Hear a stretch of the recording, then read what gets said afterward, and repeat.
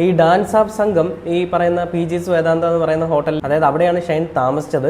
അപ്പോൾ ഷൈനിനെ കാണാനായിട്ട് അവിടേക്ക് ഇവർ ഈ പറയുന്ന ലഹരി ഉപയോഗം ഉണ്ടെന്നുള്ള സംശയത്തിൽ ഇവർ ഈ പറയുന്ന ഹോട്ടലിലേക്ക് സെർച്ച് ചെയ്യാനായിട്ട് പോയി. ഡാൻസ് ഓഫ് സംഘം അവിടെ കയറി ചെല്ലുന്ന സമയത്തേക്ക് ഈ ഡാൻസ് ഓഫ് എന്ന് പറഞ്ഞാൽ ആൻറ്റി നാർക്കോട്ടിക്സിൻ്റെ ഒരു സംഘമാണ്. അപ്പോൾ അവരവിടേക്ക് പോകുന്ന സമയത്ത് ഷൈൻ വിചാരിച്ചത് അത് ഗുണ്ടകളാണ് തന്നെ ആക്രമിക്കാൻ വരികയാണെന്നാണ്. അങ്ങനെ വിചാരിക്കാനായിട്ട് ഷൈൻ ടോം ചാക്കോ എവിടെയെങ്കിലും എന്തെങ്കിലും പ്രശ്നം ഉണ്ടാക്കിയിട്ട് പോയി കിടന്നതാണോ, അല്ലെങ്കിൽ വില്ലാതെ വല്ലതാണോ ഷൈൻ ടോം ചാക്കോ റൂമിലേക്ക് ഒരാൾ ആക്രമിക്കാനായിട്ട് കയറി വരും? അതും ഈ പറയുന്ന വലിയൊരു 5 സ്റ്റാർ പോലെയുള്ള ഹോട്ടലാണ് ഈ പറയുന്ന PG's വേദാന്ത എന്ന് പറയുന്നത്. അവിടേക്കൊക്കെ ഒരാൾ അതിക്രമിച്ച് കയറി ചെന്നിട്ട് തന്നെ ആക്രമിച്ചിട്ട് പോകുമെന്ന് അയാൾ വിചാരിക്കുന്നുണ്ടോ?